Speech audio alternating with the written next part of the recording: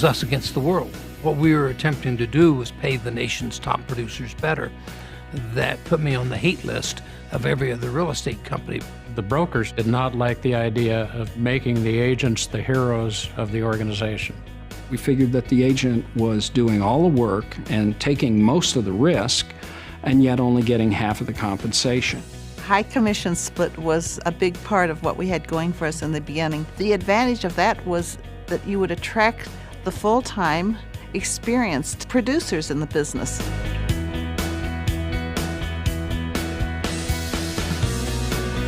REMAX has always been that pioneer. We basically taught agents how to promote themselves. It was revolutionary. It was different than the way real estate had ever been done in the past. The first month, I took over 1,000 phone calls, 204 face-to-face interviews, and 4 people signed up. And the whole industry was knocking us and telling us that we were nothing but a bunch of cowboys and yahoos. And we went to the Colorado Association of Realtors convention, and so we passed out red, white, and blue pens, and it said 100% in the center, I up mine, now up yours. We weren't liked very well, let's just put it that way.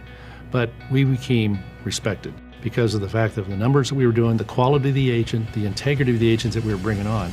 We evolved, and what happened was we coalesced around one image.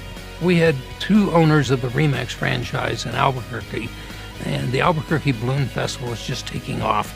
At the same time, the regional owners had a meeting in Chicago, and we looked up at the TV, and there's the REMAX balloon. Nobody wanted it as a logo. It was just, isn't that cute, our balloons up in the air? We took a silly little symbol and turned it into this massive icon of what professional real estate is supposed to be about. The early days of the company were fraught with a lot of financial difficulties. We had to sell a franchise in order to make payroll. We had to sell another franchise in order to pay the rent. It was just an absolutely terrible market. In 1980, we lucked out and sold to 2 extraordinary business people, Frank Polsler and Walter Snyder. Of course, we were extremely impressed. They showed us the best of the best, and we thought we could repeat that in Ontario. We thought there was a great opportunity in the marketplace for this type of brand and this type of business model. Dave looked at my financial statement. He said, Frank, you're broke. I said, we'll make it work. They convinced us that they could do the job, and they totally turned the company around. Frank and Walter understood franchising. They fell in love with our concept. They opened the entire European continent for us, and overnight they revolutionized our company. In 1983, we did our first conference up in Northern Ontario. This guy flew in with his seaplane, and I said, Dave, you want to fly with us? No, he said, Gail, you go. The pilot made a mistake. The plane went into a stall spin, crashed into the trees. Killing the pilot and putting Gail and the other 2 passengers in the hospital for years. Originally, they told Dave that she would be lucky to make it through the night. Even if she does come out of it, she may be a vegetable. She may never be able to walk. She may never be able to talk. He read motivational books to her, even though she was in a coma. And the doctor said, son, she can't hear you.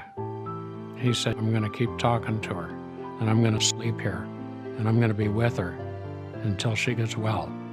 When she finally went into the rehabilitation center after she got out of the coma, they said that her hopes of ever walking were not very good. And she looked at the doctor and she said, I will walk out of here. I can remember her appearing at the convention, this frail 95-pound, head-shaved wisp of a woman in a wheelchair. And she stood up in that wheelchair and waved with her other arm in a sling. Not a dry eye in the place. That she wouldn't let it take her down. And I think that ignited all of us to work even harder and harder.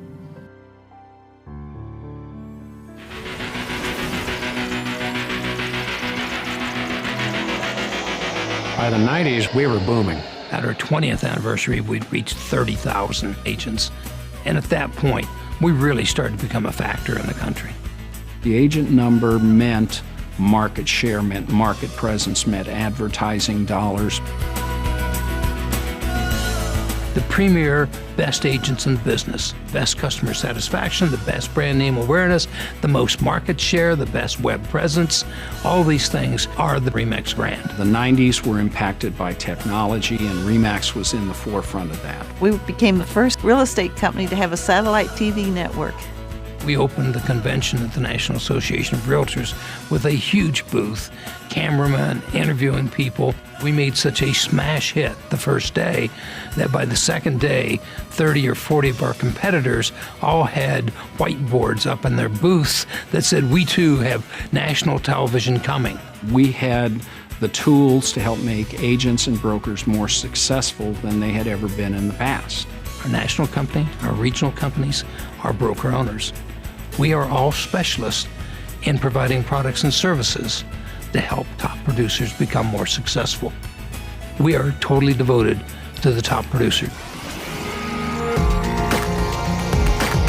By the time 2000 rolled around, REMAX was the significant player in the real estate industry in all of North America. We went from country to country and started seeing the immediate success. We were established, we were the go-to company. We had a national presence in the media. It was inevitable we'd become number one. REMAX survived the difficult markets for the same reason that we prospered in the very good markets. We said, batten down the hatches. This is going to be the toughest one we've ever seen. Dave, being the visionary that he is, realized what agents needed to do was change the focus of their business. First, we saw the unbelievable number of foreclosures and REOs coming and said, you've got to prove to bankers you can handle REOs. It's going to be the business we have. We started teaching the CDPE course and pushed the short sales. We went to Fannie, Freddie, FDIC, Treasury, and HUD. We helped them rewrite the short sale rules. So we embraced the changes. If you have a company that's built with the very best brokers and the very best agents, it's going to prosper. To be affiliated with the best agents, the best broker owners and managers, it's been the best 40 years of my life. There's no words to explain how much we appreciate the real estate agents and broker owners that work with us. They built this company. It was a passion for the organization. It was an absolute love for the people in REMAX, and we never lost our focus.